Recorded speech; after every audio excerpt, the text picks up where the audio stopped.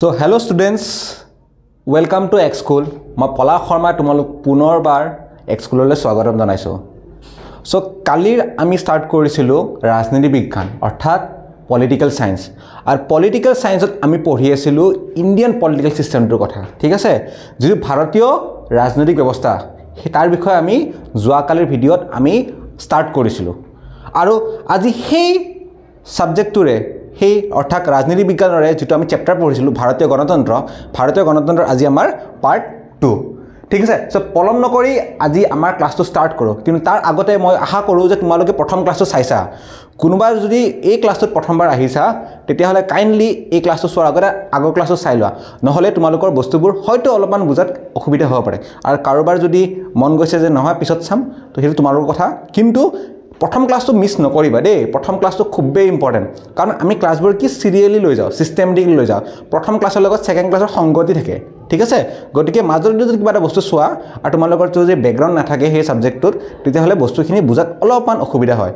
ঠিক আছে সো আজিৰ ক্লাসটো আমি ইয়াতে স্টাৰ্ট কৰো সো আজি আমি পঢ়িম ফেডাৰেল সিস্টেম অৰ্থাৎ যুক্তৰাষ্ট্ৰ ঠিক আছে যোৱাকালি আমি কি পঢ়িছিলো গণতন্ত্ৰ হয় না নাই গণতন্ত্ৰ অৰ্থাৎ আমাৰ যোনটো চেপ্টাৰ ভাৰতীয় গণতন্ত্ৰৰ বিষয়ে আমি পঢ়িছিলো আৰু গণতন্ত্ৰৰ কি হয় তোমালোকক মই যোৱাকালি ক্লাছত ভালদৰে বুজাই দিছো কোনোবাই যদি চোৱা নাই ক্লাছটোত যাই চালে তোমালোকে বুজি পাই যাবা আজি আমি কি পঢ়িম যুক্তৰাষ্ট্ৰ মানে কি ৰাষ্ট্ৰ মানে আমি জানো কান্ট্ৰি যুক্ত মানে কি সংযুক্ত হৈ আছে মানে লগ লাগি আছে হেতুকে কয় যুক্তৰাষ্ট্ৰ যাক ইংৰাজীত কয় আমাৰ কি ইংৰাজীত কয় আমাৰ ফেডাৰেল ঠিক আছে ফেডাৰেল ষ্টেট যুক্তৰাষ্ট্ৰবাদ ঠিক আছে সো এখিনি বুজি পালা তোমালোকে সো ক্লাসটোত আজি কি বুজাম মই তোমালোকে আজি গম পালা আজি আমি পঢ়ি ফেডাৰেল ষ্টেটৰ বিষয় অৰ্থাৎ যুক্তৰাষ্ট্ৰ ৰাজ্যৰ কথা ঠিক আছে সো ক্লাসটো তোমালোকে ভালকে মনোযোগ দি চাবা কাৰণ এটা বস্তু বুজি পাটো খুবেই দৰকাৰী সো যুক্তৰাষ্ট্ৰবাদ পঢ়োৱাৰ আগতে মই তোমালোকক কেইটামান কথা জনাব বিচাৰিছো যে আমি জানো যে ভাৰতবৰ্ষখন গণতন্ত্ৰ হেতু ভাৰতবৰ্ষৰ কি পলিটিক্যাল সিস্টেম হয় বাট ভাৰতবৰ্ষ কেনেকুৱা ধৰণৰ গণতন্ত্ৰ এতিয়া চোৱা ইউকে অৰ্থাৎ ইউনাইটেড কিংডম এখন গণতন্ত্ৰ ইউএসএ এখন গণতন্ত্ৰ আৰু ইণ্ডিয়া এখন গণতন্ত্ৰ তিনিখন গণতন্ত্ৰ কি হয় ইউকে USA ঠিক আছে আৰু ইফালে কি হল ইফালে আমাৰ হেৰি ইণ্ডিয়া সো ইণ্ডিয়া এখন কি হয় গণতন্ত্ৰ কিন্তু এই তিনিখনৰ মাজত পাৰ্থক্য আছে নে নাই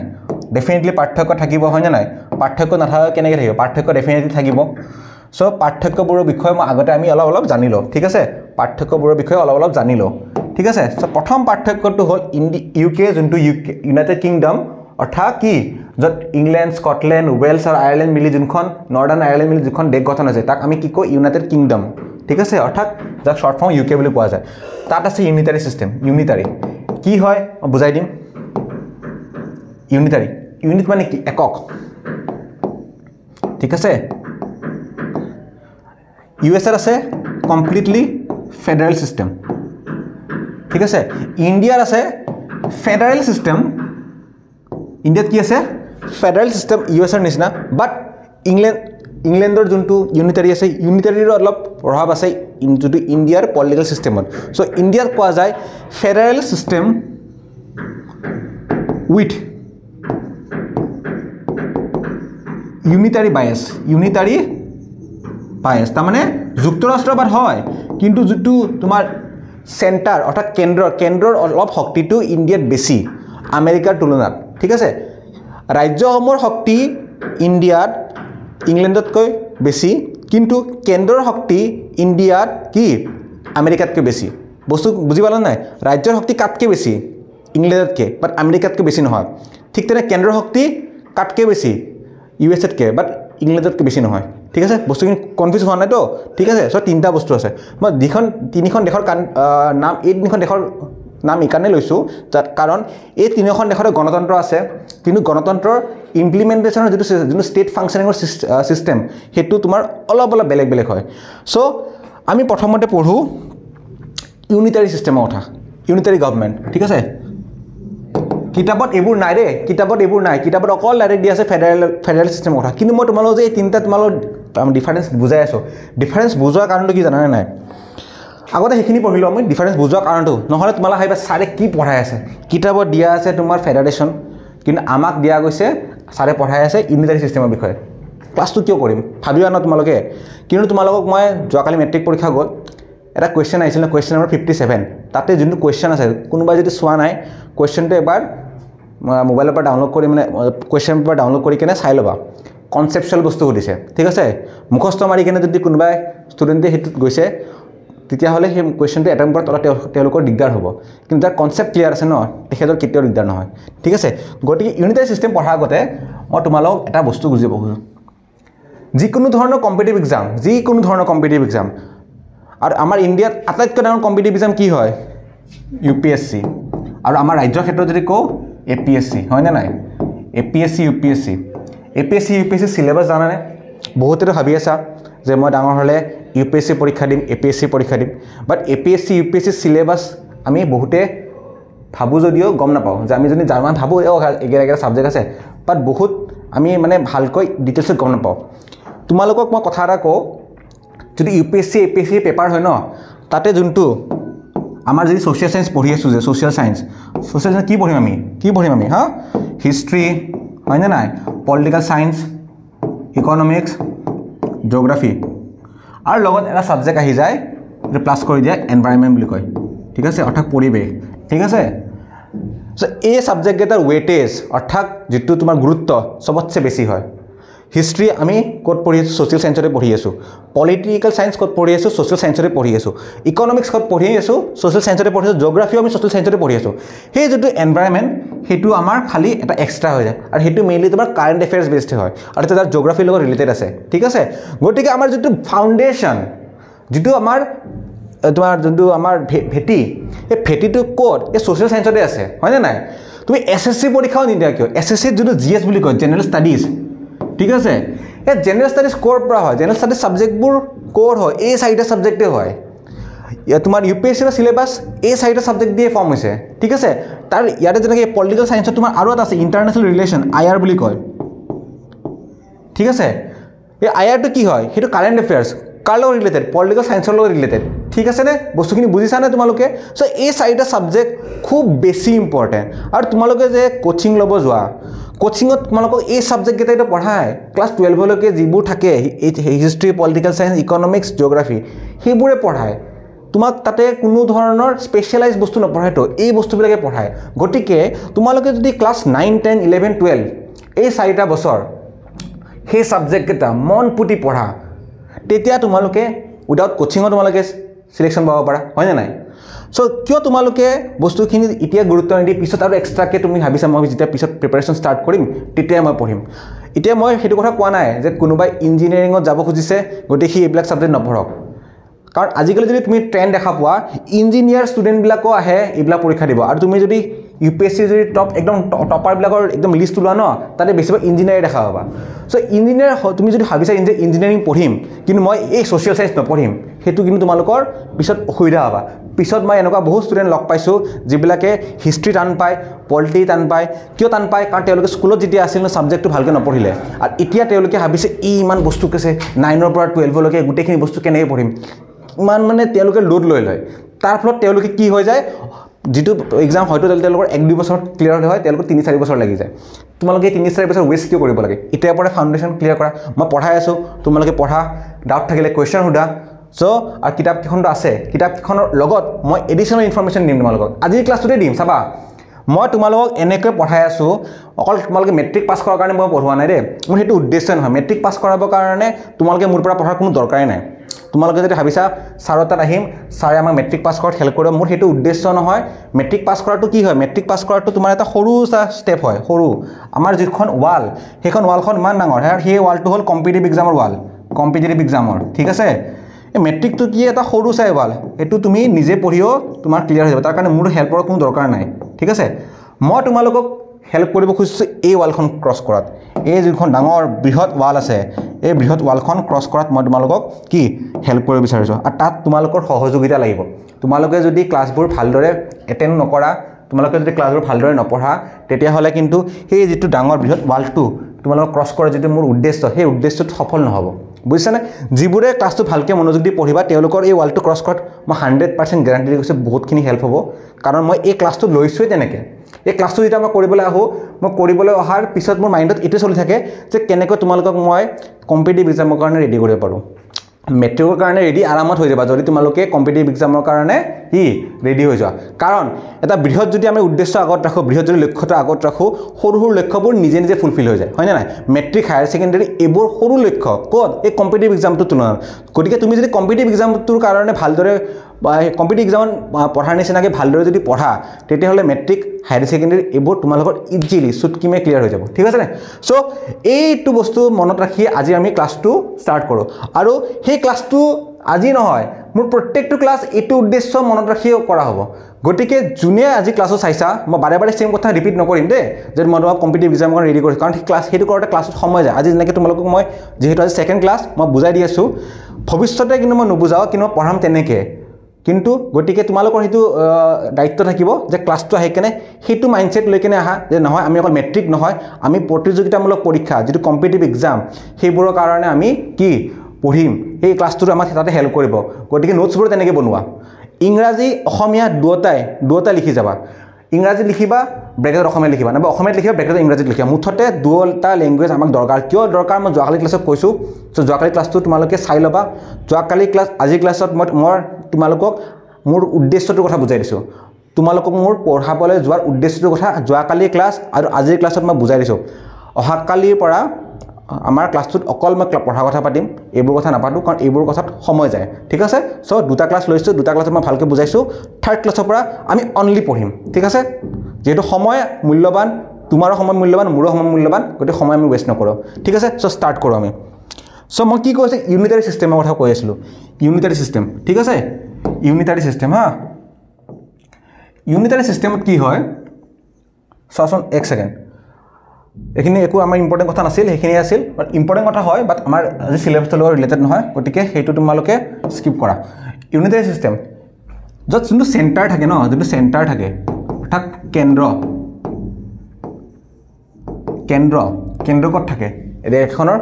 ৰাজধানীত থাকে আৰু কেন্দ্ৰৰ কি কৰে দেশখনৰ লগতে দেশখনৰ যিবোৰ প্ৰদেশ আছে সেই প্ৰদেশবোৰৰ ওপৰত নিজৰ শাসন কি ন্যস্ত কৰে হয়নে নাই কিন্তু কেন্দ্ৰ অকলে ইমান ডাঙৰ ইমান বৃহৎ এখন দেশ কি পৰিচালনা কৰিব পাৰিব নেকি অকলে পাৰিব নেকি without the support of regional power পাৰিব নেকি নোৱাৰে আৰু সেইকাৰণে কেন্দ্ৰই দেশবোৰক কেইখনমান প্ৰদেশ অৰ্থাৎ প্ৰভিন্সত ভাগ কৰি দিয়ে প্ৰভিন্স চাপ'জ প্ৰভিন্স 1 প্ৰভিন্স 2 প্ৰভিন্স 3 হয়নে নাই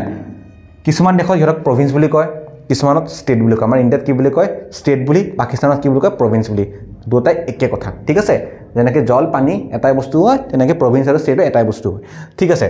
চ' চেণ্টাৰে কি কৰে বিভিন্ন ধৰণৰ প্ৰদেশত ভাগ কৰি দিয়ে নিজৰ দেশখনক আৰু সেই প্ৰদেশবোৰত কি থাকে এজন কি থাকে এটা কি থাকে শাসন কৰাৰ কাৰণে এটা এডমিনিষ্ট্ৰেশ্যন থাকে কি থাকে এডমিনিষ্ট্ৰেশ্যন থাকে ঠিক আছে কি থাকে এডমিনিষ্ট্ৰেশ্যন থাকে ইউনিটাৰী ছিষ্টেমত কি হয় সেই যিবোৰ এডমিনিষ্ট্ৰেশ্যন যিবোৰ প্ৰদেশবোৰত আছে তেওঁলোকে কেন্দ্ৰৰ কথামতে কাম কৰে তেওঁলোকৰ নিজা কোনো ধৰণৰ কি থাকে স্বাধীনতা নাথাকে তেওঁলোকে কেন্দ্ৰৰ ডিৰেকশ্যনত কাম কৰে কেন্দ্ৰই যেনেকৈ ক'ব ঠিক তেনেকৈ কৰিব লাগিব নিজস্বতা বুলি একো নাথাকে ঠিক আছে চ' সেইটো ছিষ্টেম হ'ল আমাৰ কি ইউনিটাৰী ছিষ্টেম ক্লিয়াৰ হ'ল এতিয়া যদি আমি চাওঁ এতিয়া আমি নেক্সট এটা বস্তু চাওঁ আমি ইউনিটাৰী পঢ়িলোঁ আৰু ইউনিটাৰী পঢ়াৰ পিছত আমি কি বুজিলোঁ যে কেন্দ্ৰৰ শক্তি তাতে বেছি ঠিক আছে এতিয়া আমি নেক্সট যদি চাওঁ নেক্সট কি চাওঁ আমি ফেডাৰেশ্যনৰ কথা ফেডাৰেশ্যনটো কি থাকিব চেণ্টাৰটো থাকিবই ন চেণ্টাৰ এখন থাকিবই লাগিব যদি দেশত চেণ্টাৰে নাথাকে অৰ্থাৎ কেন্দ্ৰ চৰকাৰে নাথাকে তেতিয়াহ'লে কি থাকিব সেই দেশখন কেনেকৈ শাসন হ'ব হয়নে নাই ইয়াতেও কেইটামান প্ৰভিন্সত ভাগ কৰি দিয়ে প্ৰভিন্স 1 প্ৰভিন্স 2 প্ৰভিন্স 3 সেনেকুৱা টাইপ ঠিক আছে ইয়াতো কি থাকিব এডমিনিষ্ট্ৰেশ্যন থাকিব সেম বস্তু দেই সিমিলাৰ বস্তু খালি সিহঁতৰ ফাংচনিংটো বেলেগ দেখাত একে বস্তুবিলাক কিন্তু সিহঁতৰ ফাংচনিংটো বেলেগ কিন্তু কি হয়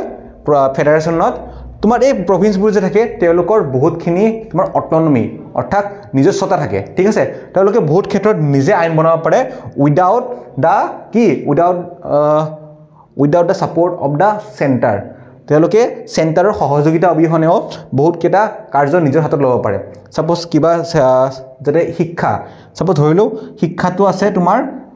প্ৰভিন্সৰ আন্ডাৰত ঠিক আছে এতিয়া শিক্ষাৰ লগত যিবোৰ ৰিলেটেড বস্তু সেইবোৰ প্ৰভিন্সবিলাকে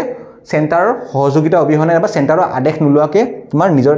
নিজৰ ৰাজ্যবোৰত ইমপ্লিমেণ্ট কৰিব পাৰে যে শিক্ষাৰ ক্ষেত্ৰত কি ধৰণৰ সুধৰণি কৰিব লাগে কিমানখন প্ৰাইমাৰী স্কুল থাকিব লাগে কিমানখন হাই স্কুল থাকিব লাগে ক'ত কিমান কলেজ থাকিব লাগে সেইবোৰ কোনে ডিচাইড কৰিব চেণ্টাৰ ৰাজ্যবিলাকে নিজে প্ৰদেশবোৰে নিজে কিন্তু ইউনিটাৰী ছিষ্টেমত সেইটো সম্ভৱ নহয় কেন্দ্ৰই যি কৈছে প্ৰদেশবোৰে সেইটোৱে মানিব লাগিব কিন্তু যিটো ফেডাৰেশ্যন থাকে ফেডাৰেশ্যনত তোমাৰ কেন্দ্ৰ আৰু ৰাজ্যৰ মাজত ক্ষমতাৰ বিভাজন থাকে কি থাকে ক্ষমতাৰ বিভাজন মানে ডিভিজন অফ পাৱাৰ ক্ষমতাৰ বিভাজনক কি কয় ইংলিছত ডিভিজন অফ পাৱাৰ ঠিক আছে সো আমি এইখিনি বুজিলো যে ইউনিটাৰী ছিষ্টেম আৰু ফেডাৰেশ্যনৰ মাজত ডিফাৰেন্স কি এতিয়া ফেডাৰেশ্যন মানে কি যুক্তৰাষ্ট্ৰ অলৰেডি কৈছোঁ যুক্তৰাষ্ট্ৰ ঠিক আছে তাৰমানে যুক্ত লগ লাগিছে ৰাষ্ট্ৰ মানে কি দেশ বেলেগ বেলেগ দেশ আহি লগ লাগিছে আৰু যেহেতু বেলেগ বেলেগ দেশ আহি লগ লাগিছে গতিকে তেওঁলোকে নিজৰ নিজৰ অটনমিটো নিজৰ নিজৰ স্বকীয়তাটো নিজৰ নিজৰ নিজস্বতাটো অক্ষুণ্ণ ৰাখিব বিচাৰিবনে নাই হয়নে নাই কিয় বেলেগৰ আণ্ডাৰত হৈ যাব তেওঁলোক নহয় ন গতিকে তেওঁলোকে নিজস্ব অক্ষুণ্ণতাটো বৰ্তাই ৰাখে আৰু সেই কাৰণে আমি যুক্তৰাষ্ট্ৰ বা চৰকাৰত আমি এই চেণ্টাৰ আৰু ষ্টেটৰ মাজত ক্ষমতাৰ বিভাজন আমি দেখিবলৈ পাওঁ ক্লিয়াৰ একদম ক্লিয়াৰ আছে নে তোমালোকৰ যদি এইখিনিত ক্লিয়াৰ হৈছে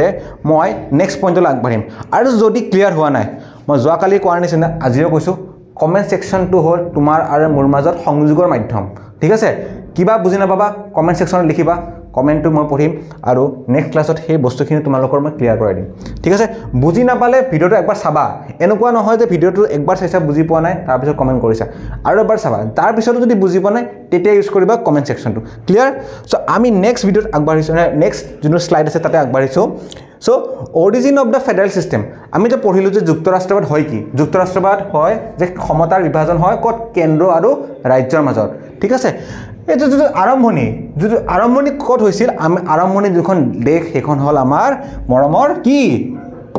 USA হয়নে নাই USA হ'ল তোমাৰ যুক্তৰাষ্ট্ৰবাদৰ মাতৃভূমি হোমলেণ্ড ঠিক আছে ইয়াতে মই এটা পইণ্ট এডো কৰিছোঁ যে কি হয় যে হোমলেণ্ড অফ ফেডাৰেশ্যন কাক কয় আমাৰ USA অৰ্থাৎ মাতৃভূমি জন্মভূমি যুক্তৰাষ্ট্ৰবাদৰ জন্মভূমি হ'ল আমেৰিকা যুক্তৰাষ্ট্ৰ পৰীক্ষাত আহিব পাৰে MCQত তোমালোকে নোট ডাউন কৰি ল'বা এইটো যে homeland of federation is USA United states of America কিন্তু ভাৰতবৰ্ষক কৈছিলোঁ যে ফেডাৰেশ্যন উইথ কি ফেডাৰেশ্যন উইথ ইউনিটাৰী বায়াছ অৰ্থাৎ আমাৰ ভাৰতবৰ্ষত কি যুক্তৰাষ্ট্ৰবাদৰ যিটো চৰিত্ৰ আছে সেইটোতো আছে লগতে ইউনিটাৰী ছিষ্টেমটোৰ চৰিত্ৰ ভাৰতবৰ্ষত দেখা যায় আৰু এই যিটো ছিষ্টেম সেই ছিষ্টেমটো ভাৰতবৰ্ষই এডপ্ট কৰিছে কেনেডাৰ পৰা ক'ৰ পৰা কৰিছে কেনেডাৰ পৰা এইখন হ'ল কেনেডা ঠিক আছে এখন USA is known as the homeland of federation আৰু India has adopted the federal system from Canada আৰু কেনেডাৰ ফেডাৰেল ছিষ্টেমটো কেনেকুৱা হয় ফেডাৰেশ্যন উইথ ইউনিটাৰী বায়াছ ঠিক আছে ক্লিয়াৰ একদম বুজি পাইছানে তোমালোকে ইণ্ডিয়াত কি হয় ফেডাৰেশ্যন উইথ ইউনিটাৰী বায়াছ আৰু সেইটোক আমি আৰু এটা নামেৰে জানো সেইটোক কয় কোৱাজাই ফেডাৰেশ্যন আচ্ছা অৰ্থাৎ কোৱাজাই ফেডাৰেল ষ্টেট নাইবা কোৱাজাই ফেডাৰেশ্যন ইণ্ডিয়া কোৱাজাই ফেডাৰেল ষ্টেট বুলি ঠিক আছে আৰু এই নামটো কোনে দিছিল কোৱাচোন এই নামটো দিছিল কি এই নামটো দিছিল তোমালোকৰ PC ৱেৰ ঠিক আছে স্পেলিংটো এইটো PC ৱেৰ ইম্পৰ্টেণ্ট হয় কম্পিটিটিভ এক্সামৰ পইণ্ট অফ ভিউৰ পৰাও তোমালোকে নোট ডাউন কৰি যাবা মই বৰ্ডত এটা বস্তু অলাগতে নিলিখোঁ ঠিক আছে গোটেই বৰ্ডত যিবোৰ বস্তু লিখা আছে তোমালোকে গম পাবা ছাৰে দৰকাৰী বস্তু লিখিছে ঠিক আছে nature of Indian federal system আৰু uniqueness of Indian federal system আমি কি পঢ়িলোঁ চ' আগৰ শ্লাইডখনত যে origin of federal system origin আমি পঢ়িলোঁ যে USA অৰিজিন হৈছিল বিভিন্ন দেশত ফেডাৰেল ছিষ্টেমটো আছে UKত নাই হা সেইটো পঢ়িলোঁ কেনেডাটো আছে কিন্তু কেনেডাৰ ফেডাৰেল সিস্টেম আৰু ইউএছএ ফেডাৰেল সিস্টেম একে হয় নেকি নহয় আৰু ভাৰতবৰ্ষ কোনটো লৈছে কেনেডাৰটো লৈছে এটা কিয় লৈছে হেবোৰ ডিসকাস পিছত কৰিম আগতে আমি জানিলো যে ইণ্ডিয়াৰ যদি ফেডাৰেল সিস্টেম হেতু নেচাৰটো কেনেকুৱা অৰ্থাৎ তাৰ চৰিত্ৰ কেনেকুৱা হা চৰিত্ৰ মানে বৈশিষ্ট্য কেনেকুৱা ঠিক আছে নেচাৰ অফ ইণ্ডিয়ান ফেডাৰেল সিস্টেমত আমাৰ প্ৰথমটোৱে পইণ্টটো মই অলৰেডি যেটো কৈ আছো ইমান টাইমৰ পৰা যে not a true federation but has some federal characteristic মানে মই কৈছো ইউনিটাৰী বায়াস আছে তা মানে কি সম্পূৰ্ণ তোমাৰ যুক্তৰাষ্ট্ৰবাদ যেটো নহয় ইণ্ডিয়াত কিয় নহয় বহুত বহুত যিবোৰ ক্যাৰেক্টাৰিষ্টিক আছে যুক্তৰাষ্ট্ৰবাদৰ হেবোৰ ইণ্ডিয়াত আমি দেখিবলৈ পোৱা নাযায় কি কি দেখিবলৈ পোৱা নাযায় মই তোমালোক মানে পৰৱৰ্তী সময়ত জনাই আছো আজিৰ ক্লাছতে জনাম কিন্তু এতিয়া মোৰ লগত তোমালোকে এইখিনি বস্তু পঢ়া ঠিক আছে not a true federation but has some federal characteristic হেতুকে কি কোৱা যায় ফেডাৰেশন বুলি ঠিক আছে কোৱা যায় ফেডাৰেল স্টেট বুলি কাক কোৱা যায় ইণ্ডিয়াক কোৱা যায় ঠিক আছে কোনে কৈছিল লাষ্ট স্লাইডত লিখিছো তোমালোকে নামটো মনত কৰি লবা elements of a unitary government have been incorporated making India system quasi federal or federal in form but unitary in spirit যেটো মই ইমান টাইমৰ পৰা ক্লাছটো স্টাৰ্টিংৰ পৰা কৈ আছো সেই বস্তুখিনি ইয়াতে লিখা আছে নতুন একো বস্তু লিখা নাই ঠিক আছে the central government in India holds more power than federal state কাৰণ মই কি কৈছিলো যে ইণ্ডিয়াত ইউনিটাৰী বায়াস আছে অৰ্থাৎ কেন্দ্ৰৰ প্ৰতি আমাৰ যেটো পলিটিক্যাল সিস্টেম হেতু বেছি টিল্টেড হয় ঠিক আছে সো কেন্দ্ৰৰ বিভিন্ন ক্ষেত্ৰত তোমাৰ অতি শক্তি আছে কি ৰাজ্যসমূহৰ তুলনাত ফৰ এক্সাম্পল যেতিয়া আমাৰ জৰুৰীকালীন সৃষ্টি হয় জৰুৰীকালীন হয় নাই জৰুৰীকালীন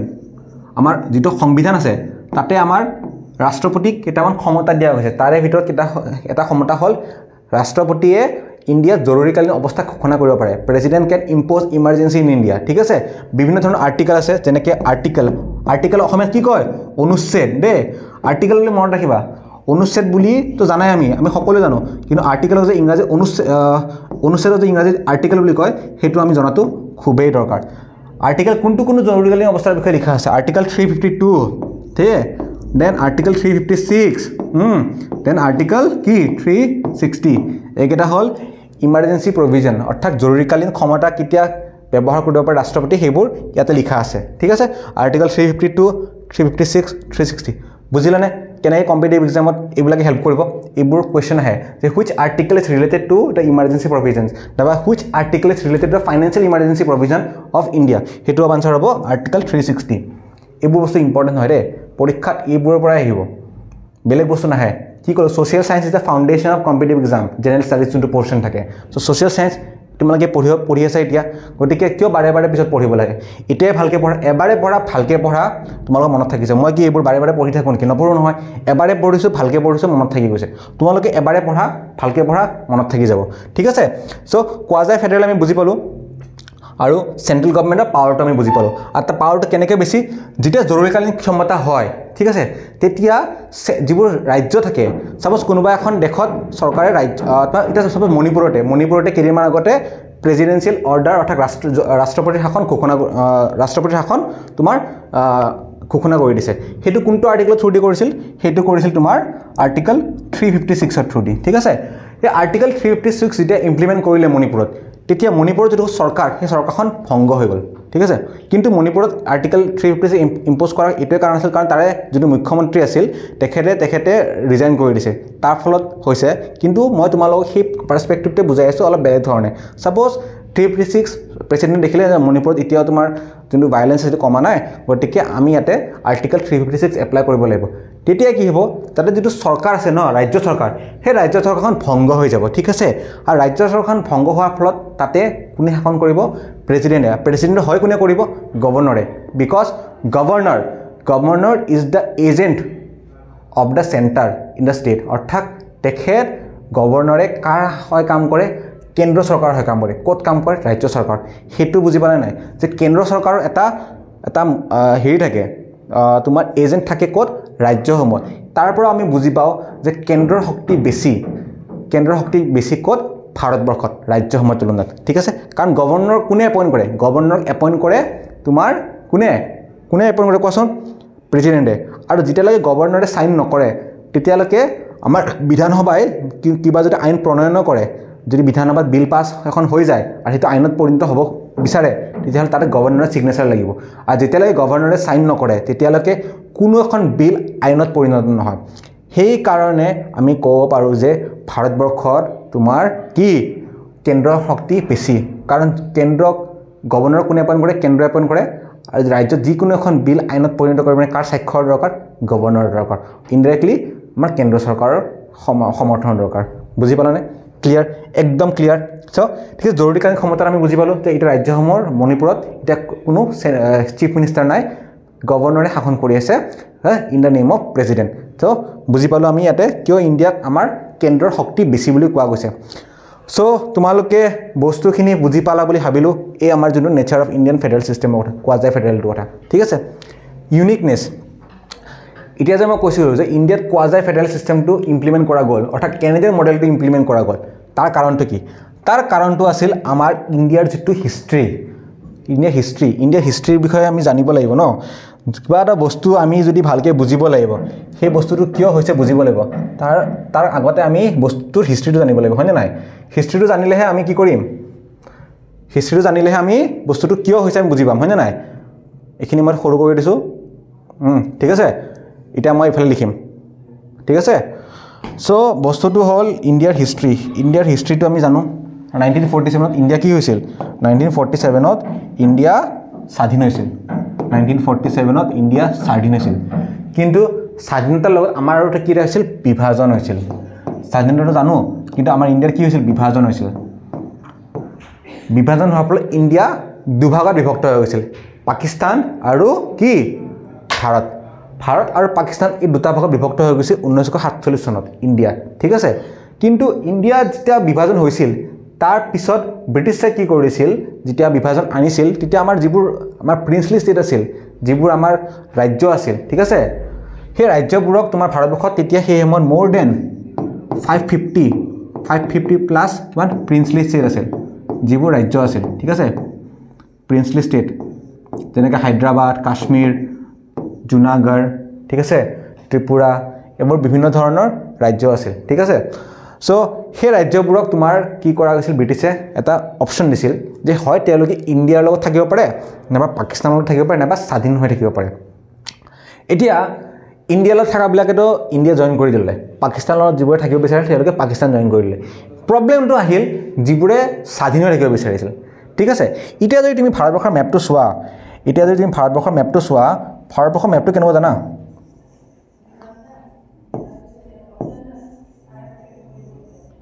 ওপৰখিনি মোৰ ভুল হেৰি হৈছে ওপৰখিনি ভাৰতবৰ্ষৰ মেপটো চোৱা ইয়াতে এখন হেৰি আছিল তোমাৰ ৰাজ্য এখন আছিল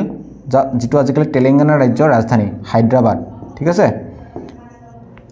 হায়দৰাবাদ হয় ইণ্ডিয়াৰ একেবাৰে মাজত ইফালে নৰ্থ ইণ্ডিয়া ইফালে সাউথ ইণ্ডিয়া আৰু হায়দৰাবাদটো একেবাৰে মাজত এই পাৰ্টখিনি তোমাৰ ইণ্ডিয়াৰ পাৰ্ট হৈ গৈছে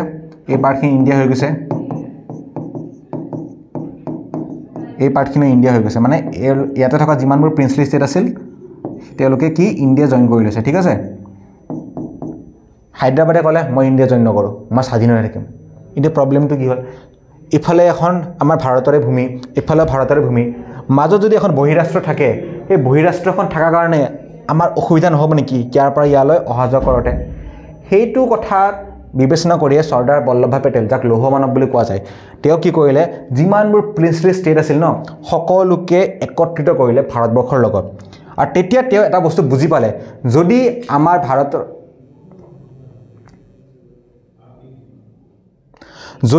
ভাৰতবৰ্ষৰ ৰাজ্যবোৰক বেছি স্বাধীনতা দিয়া যায় পৰৱৰ্তী সময়ত আকৌ এনেকুৱা ধৰণৰ প্ৰব্লেম এৰাইজ হ'ব পাৰে অৰ্থাৎ ৰাষ্ট্ৰবোৰে ৰাজ্যবোৰে ক'ব পাৰে নাই মই স্বাধীন হৈ থাকিম তেতিয়া ভাৰতবৰ্ষ কি হয় আৰু খণ্ড হৈ গ'লে হয় আজি যিটো ভাৰতবৰ্ষ আমি দেখা পাওঁ ইমান বৃহৎ এখন দেশ সেইটো সম্ভৱেই নহ'লে হয় যদি চৰ্দাৰ বল্লভভাই পেটেলে তোমাৰ সেই ৰাজ্যবোৰক ইউনাইট নকৰিলে হয় আৰু তেখেতে সেই ভয়টো দেখিছিল যে পৰৱৰ্তী সময়ত যদি ৰাজ্যবোৰক আমি বেছি স্বাধীনতা দি দিওঁ বেছি পাৱাৰ দি দিওঁ তেওঁলোকে আকৌ ভাৰতবৰ্ষত ত্যাগ কৰি স্বাধীন হ'ব বিচাৰিব পাৰে আৰু সেইকাৰণে তেওঁলোকে কি কৰিলে যে আমেৰিকাৰ যিটো যুক্তৰাষ্ট্ৰবাদ সেই ছিষ্টেমটো গ্ৰহণ নকৰি কিনে কানাডিয়ান কানাডাৰ যিটো যুক্তৰাষ্ট্ৰবাদ ছিষ্টেম সেইটো গ্ৰহণ কৰিলে য'ত কেন্দ্ৰৰ শক্তি ৰাজ্যসমূহতকৈ বেছি ৰাজ্যসমূহৰ শক্তি থাকিব কিন্তু কম থাকিব কেন্দ্ৰতকৈ বুজি পাইছানে ৰাজ্যসমূহৰ শক্তি থাকিব কিন্তু কম থাকিব কি কাতকৈ কোৱা কাতকৈ কম থাকিব তোমাৰ কেন্দ্ৰতকৈ ঠিক আছে একেবাৰে বুজি পালা ক্লিয়াৰ হ'ল যে কিয় ভাৰতবৰ্ষত কানাডান যিটো যুক্তৰাষ্ট্ৰবাদ ছিষ্টেম সেইটো অনা গৈছিল তোমালোকক মই এই যোনটো point the Indian federal system is unique design primarily to ensure national sovereignty যিটো ভাৰতবৰ্ষৰ সাৰ্বভৌমত্ব আৰু ইণ্টিগ্ৰিটি যিটো ভাৰতবৰ্ষৰ একতা সেই একতাটো মজবুত ৰাখিবৰ কাৰণে আমি কানাডান ছিষ্টেমটো লৈছোঁ আৰু কিয় ৰাখিব লগা হ'ল তোমালোক মই হিষ্ট্ৰীটো বুজাই দিলোঁ ঠিক আছে কাৰণ প্ৰিন্সেছ ষ্টেটবোৰে তোমাৰ ভাৰতৰ লগত চামিল হ'ব বিচৰা নাছিল স্বাধীন হৈ থাকিব বিচাৰিছিল আৰু স্বাধীন হৈ থাকিলে কি হ'লে হয় আমাৰ ভাৰতবৰ্ষৰ যিটো তোমাৰ একতা আছে যে অখণ্ডতা আছে সেই অখণ্ডতাটোত প্ৰভাৱ পৰিলে হয় চ' বুজি পালোঁ আমি এইখিনি চ' আমি যদি এইখিনি বুজি পাইছোঁ আমি নেক্সট স্লাইডলৈ আগবাঢ়িব পাৰোঁ কিন্তু তাৰ আগতে আমি এটা বস্তু দেখিছোঁ ইয়াতে এটা দিয়া আছে Sarkaria commission established in 1983 to examine central state relation and suggest reforms অৰ্থাৎ কেন্দ্ৰ আৰু ৰাজ্যৰ মাজত যিটো তোমাৰ সম্পৰ্ক আছে সেই সম্পৰ্কটো কেনেকৈ ইম্প্ৰুভ কৰিব পৰা যায় সেই সম্পৰ্কটোৰ মাজত কেনেকুৱা নতুন ধৰণৰ ৰিফৰ্ম আনিব পৰা যায় শুধৰণি আনিব পৰা যায় সেই বস্তুটো বিবেচনা কৰিবৰ কাৰণে 1983 এটা কমিশ্যন এষ্টাব্লিছ কৰিছিল আমাৰ কেন্দ্ৰ চৰকাৰে যাৰ নাম আছিল চৰকাৰীয়া কমিশ্যন সেই চৰকাৰীয়া কমিশ্যনটো এষ্টাব্লিছ কিয় কৰিলে এই এষ্টাব্লিছ কৰাৰ কাৰণটো আমাৰ সংবিধানতে আছে যোৱাকালি মই কৈছিলোঁ যে the Indian constitution is the foundational legal document of India অৰ্থাৎ ভাৰতবৰ্ষত যিমানবোৰ আইন প্ৰণয়ন হ'ব শুনিছানে নাই যিমানবোৰ আইন প্ৰণয়ন হ'ব ভাৰতবৰ্ষত সেইবোৰ আমাৰ সংবিধানৰ মতে হ'ব লাগিব তোমাৰ ইচ্ছা অনুসৰি তুমি আইন প্ৰণয়ন কৰিব নোৱাৰা যদি সেই সংবিধানৰ এগেইনষ্টত গৈছে ঠিক আছে গতিকে এই চৰকাৰী কমিশ্যনখনটো এষ্টাব্লিছ কৰা গ'ল তাৰো কাৰণ আমাৰ সংবিধানত দিয়া আছে ঠিক আছে তাৰ কাৰণটো আমাৰ সংবিধানতে দিয়া আছে ঠিক আছে চ' সেইটো আমি বুজিম আৰু সেইটো আমি কিয় বুজিম কাৰণ আমি অকল মেট্ৰিকৰ কাৰণে পঢ়া নাই আমি ক'ৰ কাৰণে পঢ়িছোঁ কম্পিটিটিভ এক্সামৰ কাৰণে পঢ়িছোঁ এক্সকুলৰ উদ্দেশ্য হ'ল এক্সকুলৰ লক্ষ্য হ'ল তোমালোক যিমান ষ্টুডেণ্টে আজিৰ ভিডিঅ'টো চাই আছা নাইবা যিমানবোৰ আমাৰ ছাৰ্ভেটোৰ ভিডিঅ' চোৱা তোমালোকৰ ফাউণ্ডেশ্যন ৰেডি কৰা পৰৱৰ্তী পৰ্যায়ৰ কাৰণে মেট্ৰিকৰ কাৰণে নহয় দে একদম পাহৰি যোৱা যে তোমালোকে ক্লাছ 10ৰ ষ্টুডেণ্ট অকল মেট্ৰিক দিবা তাৰপিছত তোমালোকৰ লাইফ যি কৰা কৰিবা আজিকালি প্ৰতিযোগিতা বহুত বাঢ়িছে 10 লাখ ষ্টুডেণ্টে তোমাৰ UPSCৰ কাৰণে পঢ়ে তাৰে ভিতৰত কেইজনে পায় 1000 জনে কম্পিটিশ্যন দেখিছা কম্পিটিশ্যন দেখিছা নাই লাষ্ট যে APSC পৰীক্ষা হৈ গ'ল দেই লাষ্ট APSC পৰীক্ষা হৈ গ'ল লাষ্ট APSC পৰীক্ষা হৈ গ'ল নাই ৰিজাল্ট দিয়া নহয় 16 তাৰিখে তোমাৰ এপইণ্টমেণ্ট হৈ গ'ল কলাক্ষেত্ৰত সেই APSC পৰীক্ষাত তোমাৰ যিমানজন ষ্টুডেণ্টে এপিয়াৰ হৈছিল ন তাৰে যিমানবোৰে প্ৰিলিমছ লিখিছিল 60-70 হাজাৰ মান লিখিছিল তাৰে তোমাৰ কি তাৰে অনলি কেইজন মানে তোমাৰ 2700 তোমাৰ কি লিখিছিল মেইনছ লিখিছিল বুজি পাইছা নাই ক'ৰ পৰা 70,000 অলমষ্ট ষ্টুডেণ্টৰ পৰা এইকেইটা দিছিল প্ৰিলিমছ ঠিক আছে এইকেইটা লিখিছিল মেইনছ ঠিক আছে আৰু তাৰে পৰা তোমাৰ অনলি কিমান 235 জনে কি হ'ল সিলেক্ট হ'ল দেখিছা না ক'ত 70,000 ক'ত 235 কম্পিটিশ্যন দেখিছানে কম্পিটিশ্যন এইটো হয় আৰু এই কম্পিটিশ্যনটোৰ কাৰণে তোমালোকে যদি ৰেডি হ'ব লাগে ন তোমালোকে ষ্টাৰ্ট এতিয়াৰ পৰাই প্ৰিপাৰেশ্যন কৰিব লাগিব পিছত যদি ভাবা মই ডিগ্ৰী পাছ কৰিম তাৰপিছত পঢ়িম পিছ পৰি যাবা বহুত পিছ পৰি যাবা কাৰণ আজিৰ যুগ আৰু আজিৰ পৰা 10 বছৰ আগৰ যুগ একে নহয় আজিৰ পৰা 10 বছৰ আগতে মানুহে গমেই পোৱা নাছিলে APSC কি হয় বহুত লিমিটেড মানুহে গম পাইছিল হয়নে নাই কম্পিটিটিভ এক্সাম আজি চোৱাচোন তুমি ADR যেতিয়াৰ পৰা ষ্টাৰ্ট হৈছে ADR ষ্টাৰ্ট হোৱাৰ পৰা মানুহবিলাকে কম্পিটিটিভ এক্সামৰ প্ৰতি কেনেকুৱা ধৰণৰ মানে এৱেৰ হৈ গৈছে অসমত তাৰ আগতেতো অসমত তোমাৰ হেৰি বিষয়ে কম্পিটিটিভ এক্সামৰ বিষয়ে মানুহে একো জানা নাছিল ভালকৈ একো হয়নে নাই কেইজন মানুহ জানিছিল আগতে কিন্তু আজিকালি ADR অহাৰ পৰা 2022 চনৰ পৰা মানুহবিলাক বহুত এৱেৰ হৈ গৈছে আৰু মানুহবিলাকে প্ৰিপাৰেশ্যন আগৰ পৰা ষ্টাৰ্ট কৰিছে চ' তুমিও যদি আগৰ পৰা ষ্টাৰ্ট নকৰা এতিয়াৰ পৰা ষ্টাৰ্ট নকৰা বাকী যিটো ভিৰ আছে ভিৰতকৈ তুমি পিছ পৰি যাবা ঠিক আছে চ' 70,2735 এই নাম্বাৰটো মনত ৰাখিবা গতিকে এইটো মই এইকাৰণে বেলেগ এখন শ্লাইডত দি থৈছোঁ ঠিক আছে চ' আমি কি পঢ়ি আছিলোঁ চৰকাৰী কমিশ্যনৰ বিষয়ে আৰু চৰকাৰী কমিশ্যনটো কিয় আহিল সেই বস্তুটো জানিবৰ কাৰণে আমি কি কৰিব লাগিব আমাৰ সংবিধানৰ এটা আৰ্টিকেল মানে মই কি কৈছিলোঁ অনুচ্ছেদ আৰ্টিকেল তোমাৰ আৰ্টিকেল 263 অনুচ্ছেদ নম্বৰ 263 তাতে এটা বস্তু কোৱা হৈছে যে প্ৰেসিডেন্ট অৰ্থাৎ ৰাষ্ট্ৰপতিয়ে তোমাৰ কেন্দ্ৰ আৰু ৰাজ্যৰ মাজত যেটো সমিলমিল এই সমিলমিলটো তোমাৰ বৰ্তাই ৰাখিবলৈ ব্যৱস্থা ল'ব পাৰে ঠিক আছে সমিলমিলটো বৰ্তাই ৰাখিবলৈ ব্যৱস্থা ল'ব পাৰে আৰু তেনেকুৱা ধৰণৰ ব্যৱস্থা কি আছিল এটা আছিল ইণ্টাৰষ্টেট কাউন্সিল নামটো পিছত আহিছে সংবিধানত এই নামটো নাই কিন্তু তাতে কোৱা হৈছে আৰ্টিকেল 263 যে president May appoint a council or platform to reform the relation between the center and the state ঠিক আছে আৰু হেতলকৰ মাজত সহযোগিতা বৃদ্ধি কৰিবৰ কাৰণে কোনোবা ধৰণৰ এটা প্লেটফৰ্ম এটা আমাৰ ৰাষ্ট্ৰপতিয়ে বনাব পাৰে এটো কোড লিখা হৈছিল 263 আমাৰ সংবিধান কেতিয়া পইণ্ট হৈছিল 1949 মানে সৰি সংবিধান কেতিয়া আমাৰ লিখা সম্পূৰ্ণ হৈছিল 1949 ত আৰু 1950 26 জানুৱাৰী তাৰিখে আমাৰ সংবিধানখন এডপ্ট কৰিছিল কিন্তু এই আৰ্টিকেল 263 ৰ ওপৰত কোনো ধৰণৰ ব্যৱস্থা লোৱা হোৱা নাছিল আনটিল 1983 অৰ্থাৎ 1983 আগলৈকে ইণ্টাৰষ্টেট কাউন্সিল নামৰ কোনো ধৰণৰ বস্তু নাছিল ইণ্টাৰষ্টেট কাউন্সিল নামটো পিছত দিয়া গৈছে কিন্তু কথাটো কৈছে এনেকুৱা কোনো ধৰণৰ প্লেটফৰ্ম নাছিল গৰে 1983 তোমাৰ এটা কমিশন গঠন কৰা গল যাৰ নাম আছিল আমি অলৰেডি পঢ়িছো চৰকাৰী কমিশন যি ৰিফৰ্ম যি আমাৰ মানে সাজেশন দিলে যে এনেকুৱা ধৰণৰ এটা প্লেটফৰ্ম দৰকাৰ যাৰ দ্বাৰা আমাৰ কেন্দ্ৰৰ ৰাজ্যৰ মাজত কি হয় তা তালমিলতা বহি থাকে তেওঁলোকৰ মাজত যাতে যেটো মানে তাৰ ভাল ফুড ৰিলেশন কোঅপাৰেশন এটা ডেভেলপ হয় আৰু তাৰ কাৰণে তোমাৰ 1990 তোমাৰ কি ইণ্টাৰষ্টেট কাউন্সিল ফৰ্ম হৈছিল কি ফৰ্ম হৈছিল ইণ্টাৰষ্টেট কাউন্সিল ফৰ্ম হৈছিল ঠিক আছে যে বুজি পালা যে ইণ্টাৰষ্টেট কাউন্সিল ফৰ্ম হৈছিল চৰকাৰী কমিশন ৰিলে সো কিতাপত তোমালোকক চৰকাৰী কমিশন দিয়া আছে ইণ্টাৰষ্টেট কাউন্সিল দিয়া নাই মই কিয় কৈছো এগেইন মোৰ উদ্দেশ্য লক্ষ্য তোমাক অলৰেডি কৈছো তোমালোক কিহৰ কাৰণে ৰেডি কৰা কাৰণ জানা তোমালোকে গটিকে এটা আমি এটো পঢ়ো চৰকাৰী কমিশন 1983 1990 ইণ্টাৰষ্টেট কাউন্সিল ঠিক আছে হে ইণ্টাৰষ্টেট কাউন্সিলৰ আৰু এটা বস্তু আমি পঢ়িব লাগিব হে বস্তুটো পঢ়িব লাগিব কাৰণ মই কিয় পঢ়াই আছো তোমালোকক মই কম একেবাৰে লাষ্টত দেখা পাবা চাগে কোঅপাৰেটিভ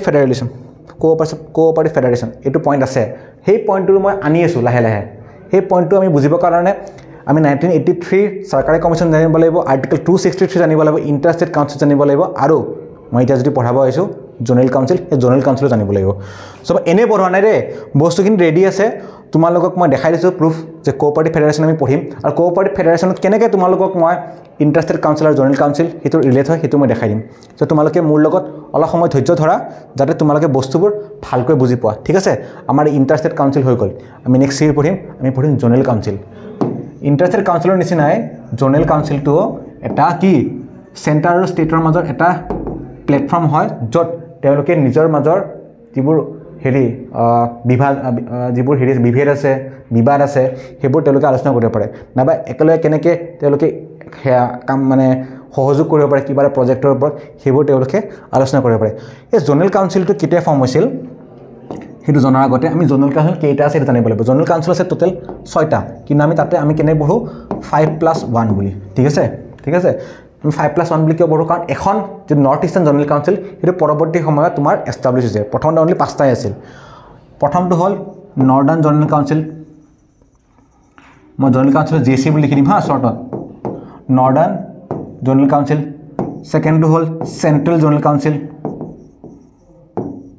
হা থাৰ্ডটো হল ওয়েস্টাৰ্ণ জোনেল কাউন্সিল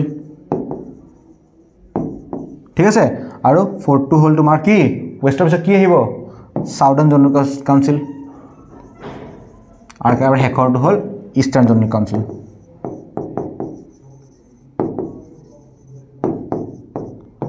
ঠিক আছে সো এখিনি হল আমাৰ জোনেল কাউন্সিল আৰ এইগেটা ফৰ্ম হৈছিল তোমাৰ কেতিয়া এইগেটা ফৰ্ম হৈছিল তোমাৰ 1956 ত এখৰখন হৈছিল তোমাৰ 1972 থ্ৰু কি through north east council act কিমান চনত আহিছিল 1971 ত এতিয়া সোৱা আমি সকলো কি আমি সকলো অসমৰ ষ্টুডেন্ট হয় নাই আমি সকলো অসমতে থাকো এতিয়া আমি এটা বস্তু জানোনে নাই যে আগতে মানে ব্ৰিটিছ যেতিয়া ভাৰতবৰ্ষত আছিল আমাৰ ত্ৰিপুৰা আৰু মণিপুৰক বাদ দি বাকি যিমান কেখন ত্ৰিপুৰা মণিপুৰ আৰু আমি যদি সিকিমক ধৰিলো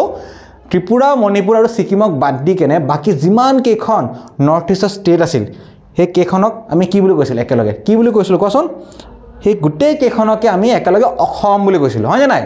আমি গুটেই কেখন একেলগে অসম বুলি কৈছিল তাৰ মানে অসমৰ আকাৰ আগতে স্বাধীনতাৰ পূৰ্বৱৰ্তী কালত নট পৰৱৰ্তী দে পূৰ্বৱৰ্তী কালত অসমৰ যেটো আমাৰ ভৌগোলিক চাৰিসীমা এটো বহুত বৃহৎ আছিল হয় নাই ভৌগোলিক পৰিসৰ বহুত বৃহৎ আছিল কিন্তু 1961 ত কি হল 1961 ত নাগাল্যান্ড নাগালেণ্ডৰ কি হ'ল ফৰ্মেশ্যন হ'ল হয়নে নাই নাগালেণ্ডৰ ফৰ্মেশ্যন হোৱাৰ ফলত নাগালেণ্ড হৈ গ'ল প্ৰথমখন ৰাজ্য যি অসমৰ পৰা ফালৰি কাটি গ'ল আৰু তাৰ পিছৰ পৰা লাহে লাহে অসমখনৰ পৰা এটা এটাকৈ বেলেগবোৰ ৰাজ্য ফালৰি কাটি সেপাৰেট ষ্টেট হিচাপে গঠন হ'ল আৰু 1971 যিটো নৰ্থ ইষ্ট ৰিঅৰ্গেনাইজেশ্যন এক্ট হৈছিল এইটো নৰ্থ ইষ্ট কি কাউন্সিল এক্ট ঠিক তেনেকৈ আৰু এটা হৈছিল নৰ্থ ইষ্ট ৰিঅৰ্গেনাইজেশ্যন এক্ট হয়নে নাই এইবোৰ কিতাপত নাই দে কিন্তু মই তোমালোকক বাৰে কি কৈ আছোঁ এই বস্তুখিনি তোমালোকক পৰৱৰ্তী সময়ত লাগিব কেতিয়া লাগিব যেতিয়া তোমালোক প্ৰতিযোগিতামূলক পৰীক্ষাত যাবা হয় নাই এই গোটেই জিএছ বস্তুখিনি তোমালোকৰ প্ৰতিযোগিতামূলক পৰীক্ষাত আহে পৰৱৰ্তী সময়ত যেতিয়া তোমালোকে পঢ়িবলৈ বহিবা সেই বস্তুবোৰ আকৌ আৰম্ভণিৰ পৰা পঢ়াতকৈ এতিয়া যেতিয়া তোমালোকে ক্লাছ 10ৰ কাৰণে পঢ়ি আছা তেতিয়া নোট ডাউন কৰি যদি যোৱা ন তোমালোকে চাবা তোমালোকে যেতিয়া গ্ৰেজুৱেশ্যনৰ পিছত নাইবা হায়াৰ ছেকেণ্ডেৰীৰ পিছত বিভিন্ন ধৰণৰ কম্পিটিটিভ এক্সাম দিবা তোমালোকৰ এই বস্তুবোৰ তোমাৰ অলৰেডি ক্লিয়াৰ আছে নতুনকৈ পঢ়াৰ দৰকাৰে নাই মিছামিছি কিয় আৰ্টিকেল মই পঢ়িম ইয়াতে আৰ্টিকেল পঢ়িলে কিমান আছিল মই কৈছোঁ অলৰেডি 200 সামথিং আছিল অলৰেডি মই ফিল ইন দ্য ব্লেংকছ কৰি থৈ দিছোঁ যোনে যদি আনচাৰটো জানা আনচাৰটো কমেণ্ট ছেকশ্যনত লিখিবা ঠিক তেনেকৈ মই যে ক'লোঁ 1961 নাগালেণ্ড ছেপাৰেট হ'ল 1971 তোমাৰ নৰ্থ ইষ্ট ষ্টেট ৰিঅৰ্গেনাইজেশ্যন এক্ট আহিল এইবোৰৰ বিষয়ে তোমালোকে বস্তুখিনি নোট ডাউন কৰি যোৱা এই নোট ডাউন যেতিয়া কৰি যাবা না পৰৱৰ্তী সময়ত তোমালোকে যেতিয়া এই বহিখন মেলিবা তোমালোকে ভাবিবা যে মই বহুতখিনি বস্তু অলৰেডি জানো নতুনকৈ তুমি পঢ়িব দৰকাৰ নাথাকে যিবোৰ ষ্টুডেণ্টে গ্ৰেজুৱেশ্যনৰ পিছত ষ্টাৰ্ট কৰিব তেওঁলোকতকৈ তোমালোক 4-5 বছৰ আগুৱাই থাকিবা হয় নে নাই কাৰণ তুমি যে লিখি যাবা লিখি থোৱাৰ পিছত তুমি মাজে সেই বস্তুবোৰ ৰিভিজিট কৰিবা মানে কি পুনৰবাৰ চাবা কাৰণ আমি যদি একবাৰ লিখি কিনে থৈ দিওঁ বস্তুখিনি পাহৰি যাম মই যে এই বস্তুবোৰ এবাৰ যদি মই ক্লাছ 10তে পঢ়ি থৈ দিলোঁ হয় আজি তোমালোক মই পঢ়াব পাৰিলোঁ হয় নেকি নোৱাৰিলোঁ হয় মই কিয় পঢ়াব পাৰিছোঁ কাৰণ মই নিজৰ অধ্যয়নটো বৰ্তাই ৰাখিছোঁ অধ্যয়নটো কণ্টিনিউ ৰাখিছোঁ হয়নে নাই অধ্যয়ন কণ্টিনিউ ৰাখিব লাগিব তুমি যদি এগৰাকী ভাল ষ্টুডেণ্ট হ'ব বিচাৰা আৰু মই কোনো ধৰণৰ শিক্ষক নহয় ময়ো তোমালোকৰ নিচিনা এগৰাকী ষ্টুডেণ্টে হয়নে নাই কাৰণ আমি চবেই শিকি আছোঁ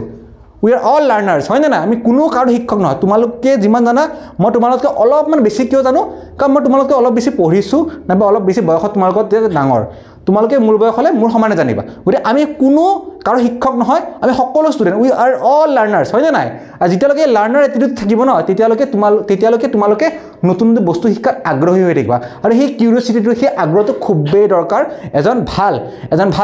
ভাল ছাত্ৰ হ'বৰ কাৰণে ঠিক আছে চ' 1961 যেতিয়া আমি নাগালেণ্ডখন ছেপাৰেট হৈ গ'ল তাৰপিছত আহিল নৰ্থ ইষ্ট ষ্টেট ৰিঅৰ্গেনাইজেশ্যন এক্ট আৰু তাৰ ফলত অসমৰ পৰা মেঘালয়ো তোমাৰ কি ফালৰি কাটি গ'ল আৰু সেই সময়ত অসমৰ ৰাজধানী কি আছিল শ্বিলং আছিল হয়নে নাই আৰু শ্বিলং যেতিয়া অসমৰ ৰাজধানী আছিল সেই সময়ত মেঘালয় অসমৰে পাৰ্ট আছিল যেতিয়া মেঘালয় অসমৰ পৰা ফালৰি কাটি গ'ল তাৰপিছৰ পৰা অসমৰ ৰাজধানী হৈ গ'ল আমাৰ বৰ্তমানৰ যিটো আছে দিছপুৰ হয়নে নাই ষ্টুডেণ্টছ মই ঠিকে কৈছোঁ নাই কোৱাচোন তোমালোকে কমেণ্টত তোমালোকে লিখি যোৱা ভিডিঅ'টো কেনেকুৱা পাইছা তোমালোকে আৰু যদি কিবা ডাউট আছে তোমালোকে ক'ত লিখিবা অলৰেডি মই বাৰম্বাৰ কৈছোঁ কমেণ্ট ছেকশ্যনত লিখিবা আৰু এই কমেণ্ট ছেকশ্যনৰ ডাউটবোৰ মই ডেফিনেটলি পঢ়িম আৰু নেক্সট ক্লাছত তোমালোকৰ সেই ডাউটবোৰ মই ডেফিনেটলি ক্লিয়াৰ কৰি দিম ঠিক আছে চ' আমি পঢ়িলোঁ তোমাৰ যিটো interstate council zonal council then আমাৰ নৰ্থ ইষ্ট কাউন্সিল এক্টৰ বিষয়ে আৰু এই নৰ্থ ইষ্ট কাউন্সিলৰ থ্ৰুদি আমাৰ যিখন নেক্সট আহিছিল জ'নেল কাউন্সিল নম্বৰ 6 সেইখন কি আছিল 6 নম্বৰ জ'নেল কাউন্সিল কি যোনটো তোমাৰ নৰ্থ ইষ্ট জ'নেল কাউন্সিল আৰু এই north east zonal council headquarter আছে ক'ত আমাৰ শ্বিলঙত ঠিক আছে আৰু এই গোটেইকেইটা তোমাৰ সেয়া লাগিলে ইণ্টাৰষ্টেট কাউন্সিলে নহওক কিয় জ'নেল কাউন্সিলে নহওক কিয় সেইবোৰ কিহৰ উদাহৰণ বুলি কৈ আছিলোঁ মই কোঅপাৰেটিভ ফেডাৰেলিজিম ঠিক আছে কোঅপাৰেটিভ ফেডাৰেলিজিম তাৰমানে কি কোঅপাৰেটিভ ফেডাৰেলিজিম মানে সহযোগী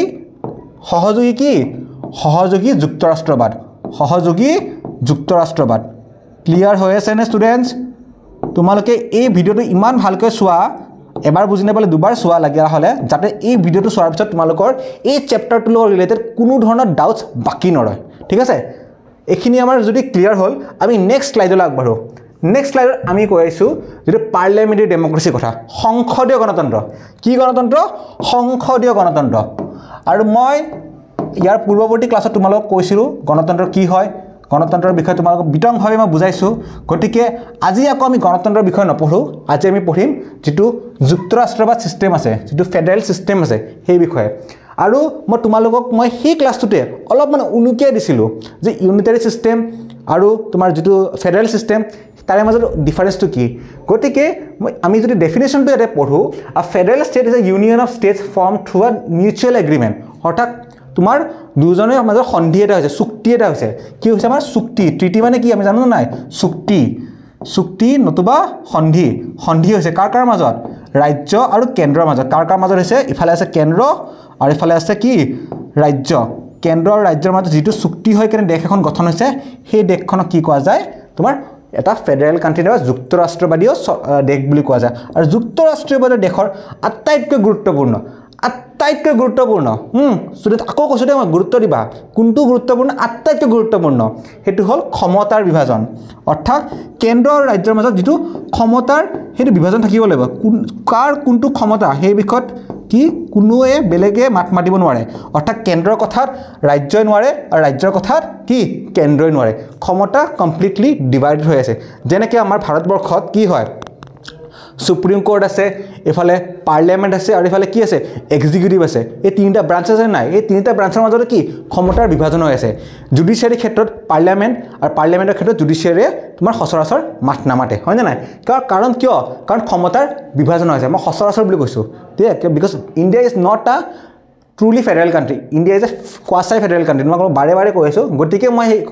তোমাক কোৱা নাই যে কেতিয়াও মাত নামাতে সচৰাচৰ মানে ইন জেনেৰেল মাত নামাতে ঠিক আছে সো ক্ষমতাৰ বিভাজন আমাৰ যেটো যুক্তৰাষ্ট্ৰবাদী চৰকাৰ তাৰে আমাৰ মেইন এসপেক্ট মেইন ফিচাৰ হল এটো so the provinces recognise the sovereign power of a central government while retaining their freedom and individuality এটা উদাহৰণ দিও আমি উদাহৰণ হয়তে যেটা পঢ়ুন আমাৰ কথাবোৰ বেছি ভালকে মনত ৰয় ঠিক আছে এটা ফৰ এক্সাম্পল 1789 ত কি হৈছিল কোৱাচোন 1789 ত হৈছিল তোমাৰ আমেৰিকাৰ যেটো আমেৰিকাৰ সংবিধান ফৰ্ম হৈছিল ঠিক আছে আমেৰিকাৰ সংবিধান তোমাৰ ফৰ্ম হৈছিল আৰু 1789 আৰু এটা বস্তু হৈছিল 1789 আৰু এটা বস্তু হৈছিল কোৱাচোন কোৱা 1789 হৈছিল ফৰাচী বিদ্ৰোহ ফ্ৰেঞ্চ ৰিভলিউশন আমি পঢ়িছো নহয় হিষ্ট্ৰীত ফৰাচী বিদ্ৰোহ হৈছিল দে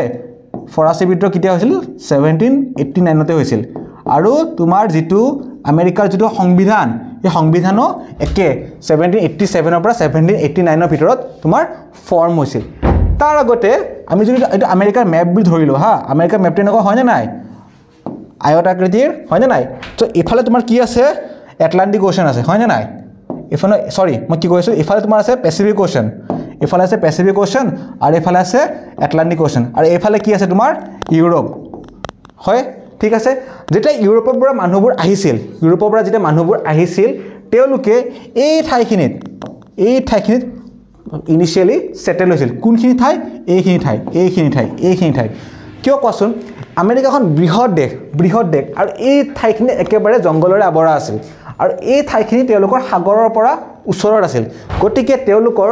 ইউৰোপৰ লগত ব্যৱসায় বাণিজ্য কৰাত বহুতখিনি সুবিধা হৈছিল সেইবাবে তেওঁলোকে এইফালে নগৈ ইনিশিয়াল বছৰকেইটা তোমাৰ অনলি যদি ইষ্টাৰ্ণ সাইড আছে সেই ইষ্টাৰ্ণ সাইডৰে তেওঁলোকে সেটেলমেন্টবোৰ এস্টাবলিশ কৰিছিল আৰু এই ঠাইখিনি তোমাৰ ব্ৰিটেনৰ টোটেল 13টা কলনি আছিল কলনি গম পাও নাই আমাৰ ভাৰতবৰ্ষত ব্ৰিটেনৰ কলনি আছিল হয় নাই উপনিবেশ ঠিক আছে ব্ৰিটেনৰ 13টা কলনি আছিল আৰু এই 13টা কলনি মিলি কেনে পৰৱৰ্তী সময়ত কি ব্ৰিটেনৰ এগেইনষ্টত স্বাধীনতা যুদ্ধ ঘোষণা কৰিছিল আৰু তেওঁলোক যেতিয়া স্বাধীন হ'ল তাৰ পিছত তেওঁলোকে মিলি কেনে আমেৰিকা যুক্তৰাষ্ট্ৰৰ সৃষ্টি কৰিলে এতিয়া মই কথাটো কৈ আছো মই এই কাহিনীটো যে কলো এই কাহিনীটোৰ পিছত মই কি হ'ল এই আগৰ কাহিনীটো কলো মই পিছত কি হ'ল 13টা কলনি আছিল হেকিনে আমি বুজিলো এই 13টা কলনিৰ পিছত কি ডিসাইড কৰিলে যে আমি যদি অকলে থাকো তেতিয়া হলে কি পৰৱৰ্তী সময়ত আৰু বেলেগ কোনোবা আহিকেনে আমাৰ ওপৰত কি তেওঁলোকৰ যেটো ৰুল হেতু এস্টাবলিশ কৰিব পাৰে কিন্তু আমি যদি একগোট হৈ যাও আমি অকল হৈ থাকাতকে আমি যদি একগোট হৈ থাকো আমাৰ শক্তি বাঢ়ি যায় হয় না নাই চাবাচোন তুমি এডাল পেন্সিল ইজিলি ভাঙি দিব পাৰা কিন্তু তুমি যদি পেন্সিলবোৰ 4-5টা লগ লগাই কেনে একেলগে তুমি এটা মুঠি বনাই লোৱা এটা বান্ডেল বনাই লোৱা হেতু তুমি ভাঙিব চেষ্টা কৰিবাচোন হেতু ভাঙিবলৈ বহুত দিগদাৰ তাৰ মানে কি আমি যে অসমত কও একতাই পৰম শক্তি সেই বস্তুটো বুজি পাইছিল আমেৰিকাৰ কলনিবোৰে আৰু সেইভাবে তেওঁলোকে কি কৰিলে অকল হৈ থকাৰ ঠাইত তেওঁলোকে ভাবিলে আমি ইউনাইট হৈ থাকিম মানে একেলগে থাকিম আৰু তেওঁলোকে ডিসাইড কৰিলে যে আমি এটা যুক্তৰাষ্ট্ৰ গঠন কৰি যত কি হ'ব আমি কেন্দ্ৰক কিছুমান শক্তি আমি দি দিম যেনেকৈ ডিফেন্স হওক কমিউনিকেশ্যন হওক তোমাৰ কাৰেন্সি হওক এইবোৰ বস্তু আমি কাক দি দিম কেন্দ্ৰক যে এইবোৰৰ ওপৰত কেন্দ্ৰই নিয়ম বনাওক কিন্তু বেছিভাগ বস্তু যিবোৰ শিক্ষা স্বাস্থ্য এইবোৰৰ পাৱাৰটো কিন্তু আমি নিজৰ লগত ৰাখিম অৰ্থাৎ তেওঁলোকে নিজস্ব স্বকীয়তাটো বজাই ৰাখিলে নিজস্ব স্বাধীনতাটো বজাই ৰাখিলে আৰু একে সময়তে তেওঁলোক বেলেগ এখন দেশৰ মানে তেওঁলোকে বেলেগ এখন দেশ গঠন কৰিলে হয় নে নাই গতিকে সেই কাৰণে আমি দেখাব আমেৰিকাৰ ডুৱেল সিটিজেনশিপ আছে আমেৰিকাৰ ডুৱেল সিটিজেন থাকাৰ মূলত কাৰণ এটোৱে বিকজ আমেৰিকাৰ যিবোৰ ৰাজ্য তেওঁলোকে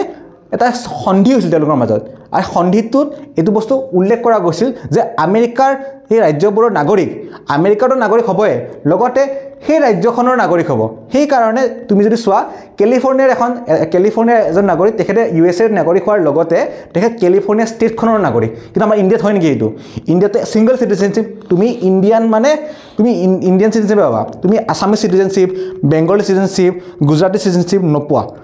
বুজি পালানে গতিকে সেই কাৰণে মই কৈছোঁ India is not a truly federal country because ফেডাৰেলিজমৰ এইটো এটা কেৰেক্টাৰিষ্টিক যে ডুৱেল সিটিজেনশিপ আমাৰ ইণ্ডিয়াততো নাই সো এইখিনি হ'ল তোমাৰ মই যুক্তৰাষ্ট্ৰবাদৰ যিখিনি হিষ্ট্ৰী সেইখিনি মই কৈছোঁ আৰু আমেৰিকাক কি কোৱা যায় যুক্তৰাষ্ট্ৰবাদৰ গৃহভূমি অৰ্থাৎ হোমলেণ্ড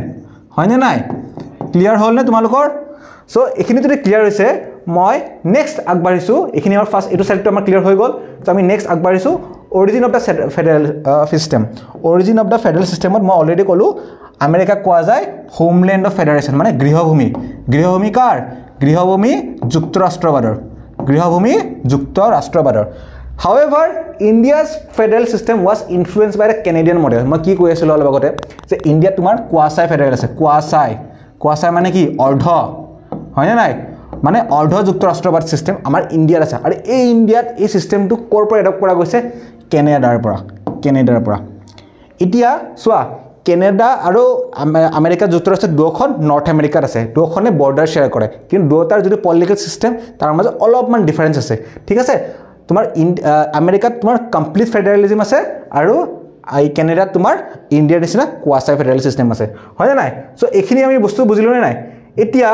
মই এইখিনি বস্তু হেৰি কৰাৰ আগতে বুজোৱাৰ আগতে তোমালোকক মই এটা বস্তু বুজাব বিচাৰিছোঁ যিটো তোমাৰ কিতাপত নাই কিন্তু দৰকাৰী এই এডিশনাল ইনফৰমেশ্যনবোৰ তোমালোকে কপিত নোট ডাউন কৰি যাব বাৰম্বাৰ কৈ আছোঁ তোমালোকক তোমালোকক মই এডিশনাল যিবোৰ ইনফৰমেশ্যন দি আছোঁ মই এনে চিঞৰি থকা নাই কিন্তু দেই দৰকাৰী কাৰণে দি আছোঁ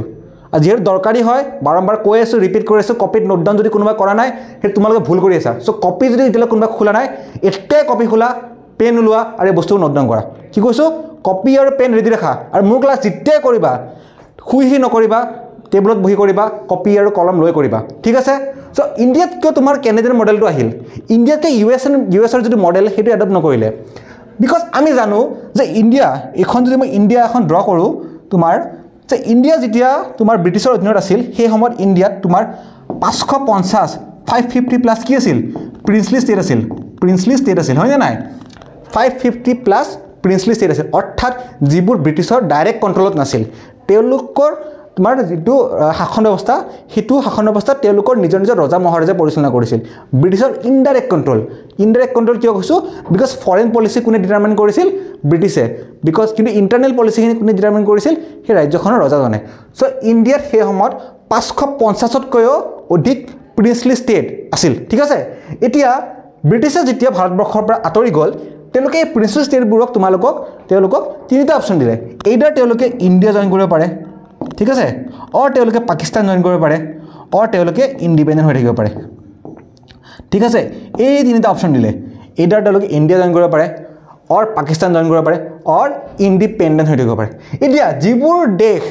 যিবোৰ দেশ পাকিস্তানৰ ওচৰত পাকিস্তানক লৈ গঠন হৈছিল যেনেকৈ পূৰ্ববংগ আৰু ইফালে সিন্ধ বেলুচিস্তান এইবোৰতো পাকিস্তানত গুচি গ'ল কিন্তু মেজৰিটি দেশে কি গ্ৰহণ কৰিলে ইণ্ডিয়াত মানে জইন হ'ম বুলি তেওঁলোকে ডিচাইড কৰিলে কিন্তু কেইখনমান তোমাৰ ইণ্ডিয়াৰ প্ৰিন্সলি ষ্টেট আছিল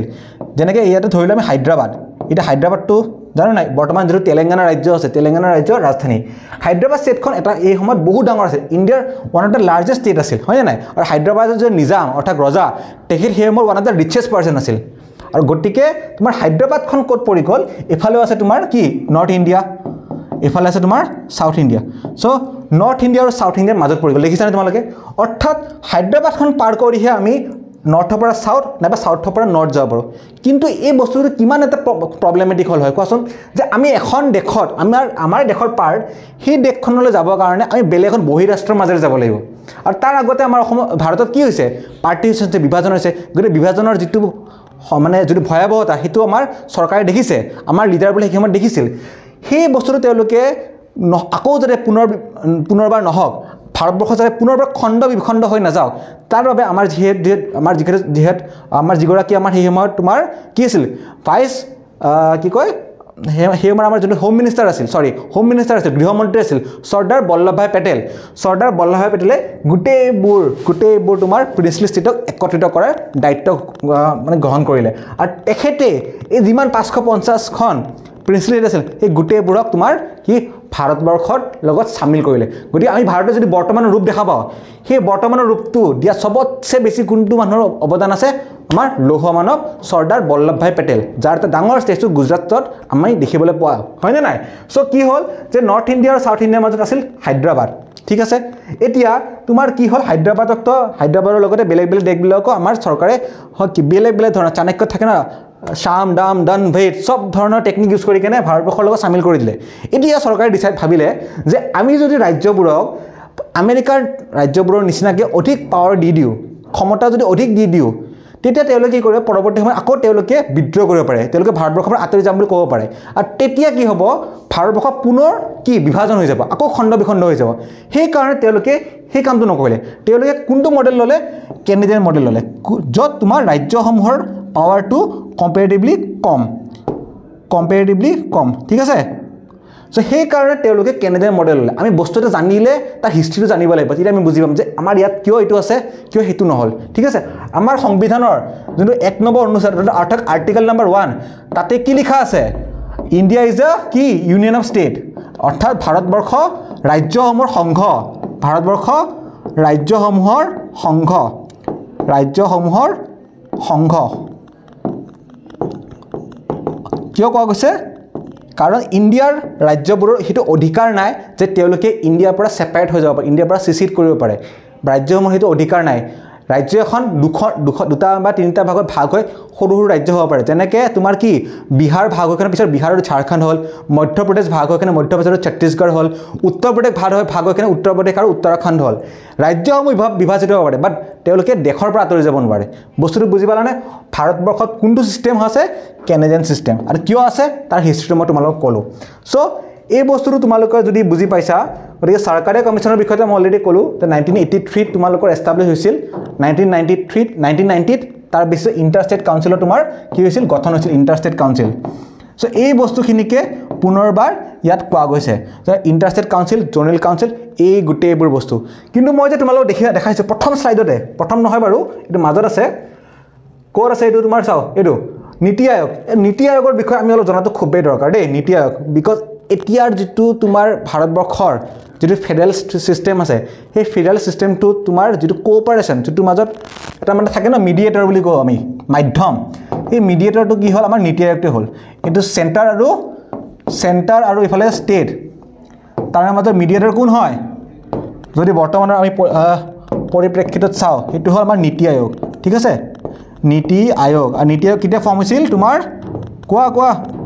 কমেণ্টত লিখাচোন নীতি আয়োগ ফৰ্ম হৈছিল 2000 কিমান কোৱা 2000 কিমান কমেণ্টত লিখা 2000 কিমানত নীতি আয়োগ ফৰ্ম হৈছিল 2000 মনত পৰিছে নাই কবাৰ যদি মনত পৰিছে কোৱাচোন কমেণ্টত 2015ত আৰু নীতি আয়োগৰ চেয়াৰমেন কোন আমাৰ PM is the chairman of নীতি আয়োগ এই নীতি আয়োগে বিভিন্ন ধৰণৰ ইণ্ডেক্স পাব্লিছ কৰে ইণ্ডেক্স মানে জানানে আমি সূচী ইণ্ডেক্সক অসমীয়াত কি কয় সূচী তোমালোকে মই প্ৰথম ক্লাছতে কৈছোঁ তোমালোকে ইংৰাজীৰ লগতে অসমীয়া নামবোৰ জনাটো অসমীয়াৰ লগতে ইংৰাজী নামবোৰ জনাটো দৰকাৰ গতিকে সূচীক ইংলিছত কি কয় ইণ্ডেক্স বুলি কয় ঠিক আছে যে নীতি আয়োগে বিভিন্ন ধৰণৰ ইণ্ডেক্স নাইবা সূচী পাব্লিছ কৰে যেনেকৈ ছাপ'জ SDG ইণ্ডেক্স তাৰমানে ছাষ্টেইনেবল ডেভেলপমেণ্ট ইণ্ডেক্স ৰাজ্যসমূহৰ মাজত ঠিক আছে নাইবা তোমাৰ school education index health index এইবোৰ বিভিন্ন ধৰণৰ ইণ্ডেক্স কোনে পাব্লিছ কৰে নীতি আয়োগে পাব্লিছ কৰে ঠিক আছে ক্লিয়াৰ হ'ল নে এইখিনি তোমালোকৰ যে বিভিন্ন ধৰণৰ তোমাৰ ইণ্ডেক্স পাব্লিছ কৰে নীতি আয়োগে এই ইণ্ডেক্সবোৰ যে হয় ইণ্ডেক্সবোৰত কি হয় বিভিন্ন ৰাজ্যৰ পাৰফৰ্মেঞ্চ চোৱা যায় সাপোজ মই ধৰিলো স্কুল এডুকেশ্যন আমি যেহেতু কি আমি এডুকেশ্যন সেক্টৰৰ হয় নাই আমি এডুকেশ্যন লৈ আছো হয় নাই তোমাক মই শিক্ষা দান দি আছো তুমি মোৰ পৰা শিক্ষা লৈ আছা গতিকে আমি স্কুল এডুকেশ্যনৰ বিষয়ে চাওঁ সো স্কুল এডুকেশ্যনৰ বিষয়ে যেতিয়া নীতি আয়োগে তোমাৰ এটা ইণ্ডেক্স পাব্লিছ কৰে তাতে দেখা যায় যে কোন কেইখন দেশৰ মানে কোন কেইখন ৰাজ্যৰ প্ৰাথমিক হওক মাধ্যমিক হওক হাইস্কুল হওক শিক্ষা দানৰ ব্যৱস্থাটো ভাল যিবোৰ ৰাজ্যৰ ভাল তেওঁলোকক কি টপ ৰেংক দিয়া যায় যিবোৰৰ বেয়া তেওঁলোকক কি বটম ৰেংক দিয়া যায় আৰু তাৰ পৰা সেই ৰাজ্যসমূহো গম পায় লগতে দেশৰ বাকী মানুহবোৰো গম পায় যে কোনখন ৰাজ্যত শিক্ষা ব্যৱস্থা কেনেকুৱা আৰু তাৰ ফলত যিবোৰ টপত থকা ৰাজ্য আছে তেওঁলোকে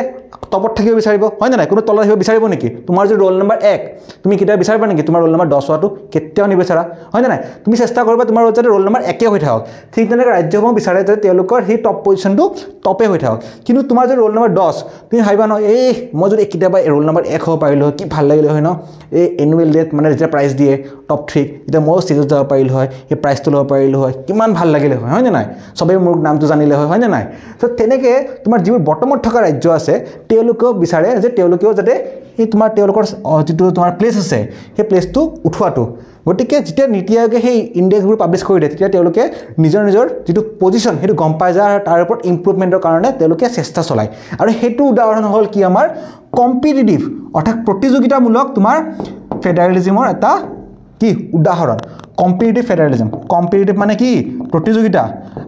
এই কম্পিটিটিভ এক্সামৰ কাৰণে মই কৈ আছোঁ তোমালোকক হয়নে নাই এই কম্পিটিটিভ এক্সামবোৰত কি হয় প্ৰতিযোগিতা হয় কাৰ তোমালোকৰ বাকী আমাৰ বন্ধুবোৰৰ লগত হয়নে নাই এটা চিনেমা আহিছিল নহয় 2012 চনত চিনেমাখন যদি কোনোবা চাইছা সেই চিনেমাত চাগে তোমালোকে বহুত সৰু আছিলা এটা আছিল ষ্টুডেণ্ট অফ দ্য ইয়াৰ বুলি এখন চিনেমা ওলাইছিল হয়নে নাই ষ্টুডেণ্ট অফ দ্য ইয়াৰত কি আছিল এটা প্ৰতিযোগিতা হৈছিল প্ৰতিযোগিতা কাৰ মাজত হৈছিল সেই কলেজখনৰ ষ্টুডেণ্টবোৰৰ মাজত হৈছিল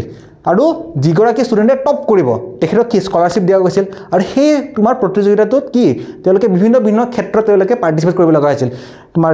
নিউমেৰিকেল টেষ্ট হৈছিল সুইমিং হৈছিল সাইক্লিং হৈছিল ফুটবল গেম হৈছিল কিবা কিবি হৈছিল আৰু কি প্ৰতিযোগিতা কি প্ৰতিযোগিতাৰ পৰা বেষ্ট মানুহজন ওলাই আহে হয়নে নাই ঠিক তেনেকৈ এই প্ৰতিযোগিতামূলক যেতিয়া ইণ্ডেক্স এটা পাব্লিছ কৰে নীতি আয়োগে তাৰ ফলত আমাৰ ৰাজ্যৰ বিলাকৰ উন্নতি হয় কাৰণ তেওঁলোকে সকলোৱে বেষ্ট হ'ব বিচাৰে প্ৰতিযোগিতা এখন হ'লে চবেই তাতে জিকিব বিচাৰে হয়নে নাই ঠিক তেনে ৰাজ্যসমূহৰ নিজৰ বেষ্টটো দিব বিচাৰে যে তাৰ যাতে তেওঁলোকে টপ পজিশ্যনটো তেওঁলোকে হোল্ড কৰিব পাৰে চ' আমি বুজিলোঁ যে কম্পিটিটিভ ফেডাৰেলিজিম আৰু কোঅপাৰেটিভ ফেডাৰেলিজিম দুই ধৰণৰ ফেডাৰেলিজিম এক্সিষ্ট কৰে আৰু আমাৰ ভাৰতবৰ্ষত এই দুই ধৰণৰ ফেডাৰেলিজিমে আমাৰ দেখিবলৈ পোৱা যায় যদি কোঅপাৰেটিভ ফেডাৰেলিজিমৰ কথা কওঁ সেই তাৰে উদাহৰণ হ'ব কি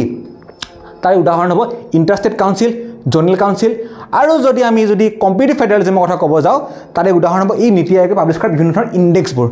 সব বুজিলানে তোমালোকে আজিৰ মই যিখিনি ফেডাৰেলিজিমৰ ওপৰত যিখিনি টপিক ডিসকাস কৰিলোঁ সেইখিনিৰ ওপৰত বেছ কৰি আমাৰ নেক্সট ক্লাছটো হ'ব গতিকে আজি যিখিনি বস্তু বুজিলা সেইখিনি যদি কিবা ডাউট আছে প্লিজ কমেন্ট ডাউন কৰিবা আৰু কমেন্টত তোমালোকৰ ডাউটবোৰ লিখিবা স্যাৰ ভিডিওটো ভাল হৈছে সেইবোৰ লিখিলে আমাৰ ডেফিনেটলি ভাল লাগে চাই কেনে কিন্তু তাতকৈ বেছি ভাল লাগে কোনোবা এজন ষ্টুডেণ্টে যে নিজৰ ডাউট লিখে কাৰণ তেতিয়া আমি বুজি পাওঁ যে ষ্টুডেণ্টজনে কি ভিডিওটো ভালকৈ চাইছে হয়নে নাই ভালকৈ চোৱাইছা সেইকাৰণে তোমালোকৰ কিবা ডাউট এটা ওলাইছে গতিকে তোমালোকৰ যদি ডাউট ওলাইছে তোমালোকে লিখিবলৈ নাপাহৰিবা ঠিক আছে গতিকে এই ভিডিওটো আজি এইখিনি শেষ কৰিছোঁ আজি ক্লাছটো তোমালোকে যদি ভাল পাইছা ক্লাছটো লাইক কৰি দিবা আমাৰ চেনেলটো নতুন ভিডিও আহি থাকিব মোৰ আহিব লেকে বেলেগ সাৰ বাইদেউসকলৰ ভিডিওবোৰ আহি থাকিব গতিকে এই ভিডিও পাবৰ কাৰণে তোমালোকে চেনেলটো সাবস্ক্ৰাইব কৰি দিবা আৰু তোমালোকৰ বন্ধুবৰ্গৰ মাজত এই ভিডিওটো শ্বেয়াৰ কৰি দিবা যাতে কি তোমালোকৰ মাজত হেলদি কম্পিটিশন এটা ক্ৰিয়েট হয় সকলোৰে যাতে সমানে জ্ঞান লাভ কৰক সো থ্যাংক ইউ আজি মোৰ ক্লাছটো এইখিনি সময় দিয়াৰ কাৰণে পৰৱৰ্তী ক্লাছত আমি পুনৰবাৰ লগ পাম থ্যাংক ইউ